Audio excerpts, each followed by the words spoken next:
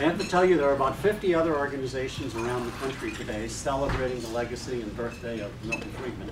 And I'm delighted that all of you could join us on behalf of the Show Me Institute and the Friedman Foundation to celebrate today. By the way, I'm Rex Singfield. I'm the president of the Show Me Institute. Milton Friedman was a real visionary and an advocate for human freedom.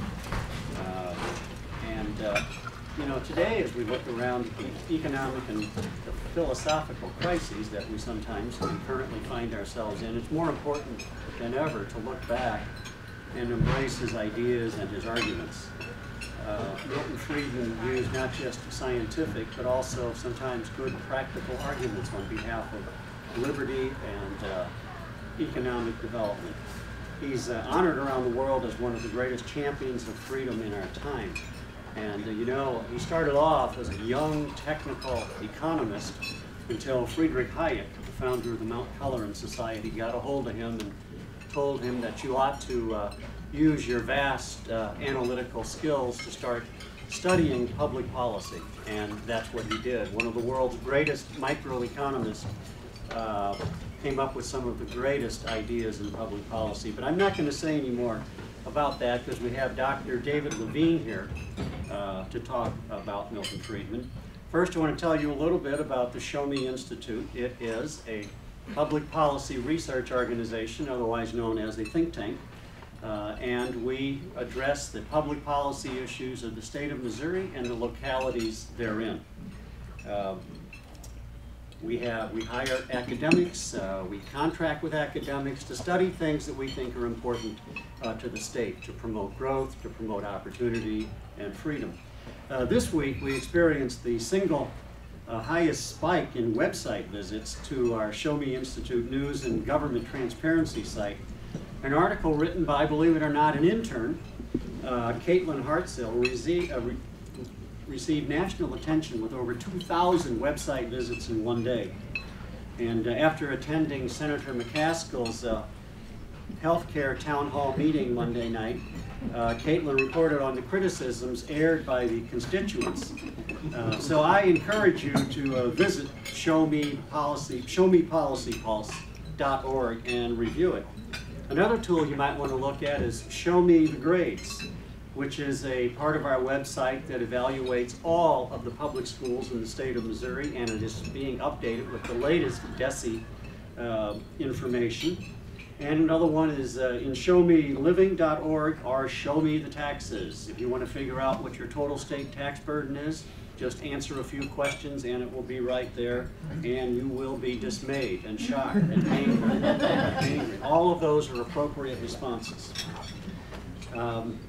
You can also go to our showmedaily.org, which is the blog which addresses all sorts of things.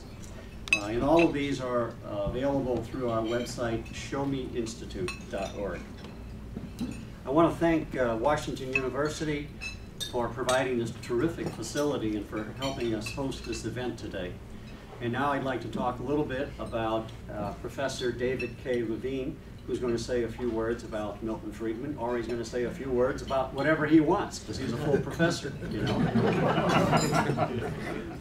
He is the John Biggs Distinguished Professor of Economics here at Washington University in St. Louis. He's president of the Society for Economic Dynamics, fellow of the Econometric Society, research associate of the National Bureau of Economic Research, and a member of the Sloan Research Fellowship Program Committee. Now, the Econometric Society.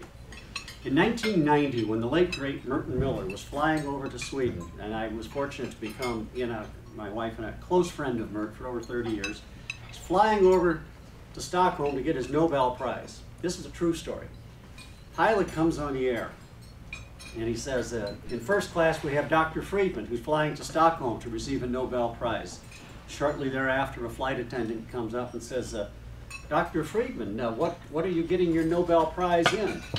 And he said, econometrics. And she said, oh, there must be a lot of that going around.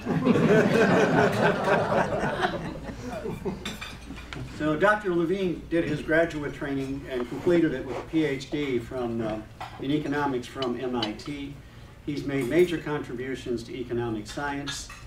His ongoing research focuses on growth theory, innovation, and intellectual property. He has made presentations and had huge influence all around the world. Some of the places he's addressed and consulted to are the International Monetary Fund, the Bureau of Labor Statistics, the Canadian Ministry of Industry, etc., and especially important, the Cato Institute. So it's with great pleasure that I introduce to you Dr. David Levine.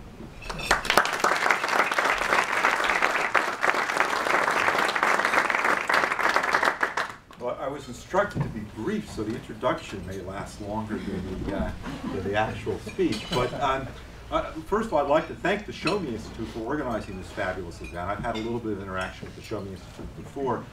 Tim Lee, who was at the Cato Institute before he came for, I guess, a year or for 2 years to the Show Me Institute, was a friend of mine, a very, very fine fellow. And he's left now to go to graduate school at Princeton, but a very fine person. I had some interaction with him about the Institute. But anyway, what I was instructed to talk about was to talk about Milton Friedman, so let me do that. I didn't actually know Milton Friedman personally, which I'm sorry about. I did in fact know his son David, who was my colleague for several years, and the two of us used to lock horns regularly at lunchtime when we were at UCLA together, and I'm really quite sorry that I never had the opportunity to do that with his father, who I understand was also a horn-locking type of individual. So I'm certainly familiar with Milton Friedman, both his work and his legacy. And interestingly enough, I guess as economic methodologists, he and I are probably opposite ends of the spectrum. You know, sort of what element of mathematical modeling constitutes good science. He and I, I'm sure, would have locked horns at any opportunity that we would have had. And despite that fact, I'm actually quite familiar with his scientific work. He's famous actually for two major pieces of scientific work. His work on the consumption function. He published a book called The Theory of the Consumption Function. And his work, which is probably more famous, on monetary theory, including the monetary history of the United States. You know, one of the interesting things is this work was done quite a long time ago, so we can look back in retrospect. And of course, a lot of scientific work never doesn't wind up standing the test of time, although it may be very important at that particular time. Of those two major scientific contributions, one of them has stood quite well the test of time. The interesting fact is it's probably not the one that you think. Okay, so I'm just going to leave that at that. What I really want to talk about, and I think it's most relevant for this particular group, is Milton Friedman's contribution to freedom, to liberty. And there I cannot think that I disagree with Milton Friedman at all. So whatever scientific differences we might have, I think we see pretty much, well, he's dead, so we don't see eye to eye on anything, I suppose. But I would agree with him very strongly and profoundly on that. There are really very few public intellectuals of the stature of Milton Friedman who lobbied and worked tirelessly on behalf of freedom the way that Milton Friedman did. And there's a couple of things I'm going to say. For example, I can think of very few public figures, okay, of Milton Friedman's stature who have ever argued strongly for the legalization of drugs, of recreational drugs. That's very unusual, okay? Even amongst people who support liberty, that's very, very unusual. One of Milton Friedman's great life achievements, one of the things I think he was proudest of, was the abolition of the draft. Okay, he worked tirelessly. You know, I'm actually a personal beneficiary of the fact that he successfully got rid of the draft. I was actually the very last, I had a draft card. I was in the very last group. They drew no draft numbers my year, and in the following year, there was no draft anymore. He also understood, I want to say a few words about kind of current contemporary events. You know, the financial crisis is something we've all sort of heard talk about. And Milton Friedman understood, I think, very well the difference between capitalism and what I would call corporate capitalism. And I think we've seen a sort of a great deal of the corporate capitalism going down through the government in the recent year, and the theory of bailing out the big. And I think that's great. I think Milton Friedman has a great deal of relevance. You know, there's a fine line that a libertarian like Milton Friedman walked in dealing with public policy. And I want to just say a word about where that fine line is. So if you talk about regulation of financial institutions, I think particularly at the end of his career, Milton Friedman argued for more or less complete deregulation. There are economists that like to abolish the Federal Reserve Board, basically allow what's called free banking. Neil Wallace is one of them. Milton Friedman at the end of his career also made those same arguments.